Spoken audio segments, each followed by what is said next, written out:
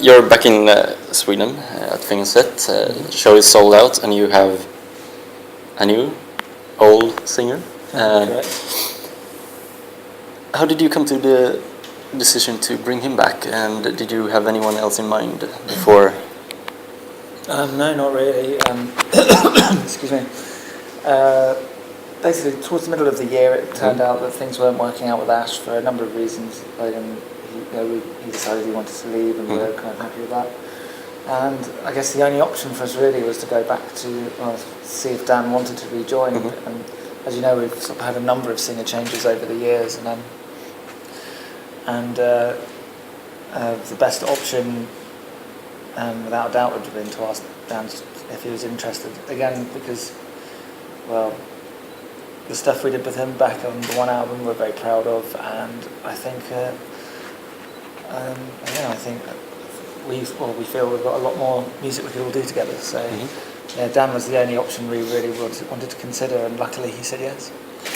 You have signed with a new label. What made you decide to go with them? Kscape. I think we just really admire the work they've done with lots of their bands. Bands like Anathema, Stephen Wilson. These are all artists that we're massive fans of, and they just have a very, I don't know, they just seem to have a very detailed kind of approach to how they work with their bands. They really work with their products. They really, we feel they seem to go like the extra mile. And the fact that they were interested in us in the first place is an honour, because they don't choose that many bands to work with. So it was kind of an easy choice in the end. How do you see the band has grown since the beginning until now? I suppose the band, well, as a concept, has existed for over 10 years, probably 11 years now. So it's grown from an internet bedroom thing that Ackle did into an international touring band. So I think, it's changed quite a lot. I think musically it's obviously evolved into more of its own thing. Originally it was a lot of kind of sort of experimental recordings, sort of emulating lots of other sounds. And now I think it's evolved into kind of its own thing. If you had to choose between touring the world forever with only one song, or only playing one gig with all your songs for the rest of, what would you choose? I'll play one gig, just one more gig. One gig each year with all the songs.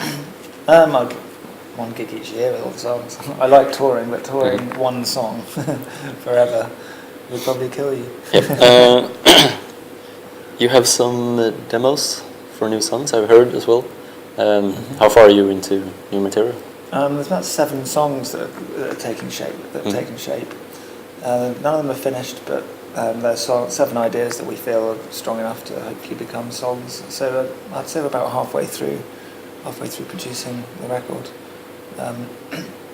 We've kind of given ourselves until the middle of the first half of next year to hand it in.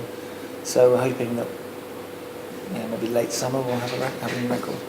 What's the biggest change in the material as far as demos goes? There's no kind of drastic changes, but it's again kind of an evolution on from what we were doing before. I think there's more of an exploration into kind of definitely the more progressive side of the band. I mean, it still has there's still heavy riffs and some kind of, I don't know, there's still an aggressive edge, but I think we're further exploring the progressive side of the band. So what's next up for the coming year? At the moment, we have nothing planned after this tour. We're basically just trying to finish the album, get that handed in, and so there are no live plans for the first half of next year. We'll hopefully be doing maybe the odd festival over summer, and then probably touring again this time 2015.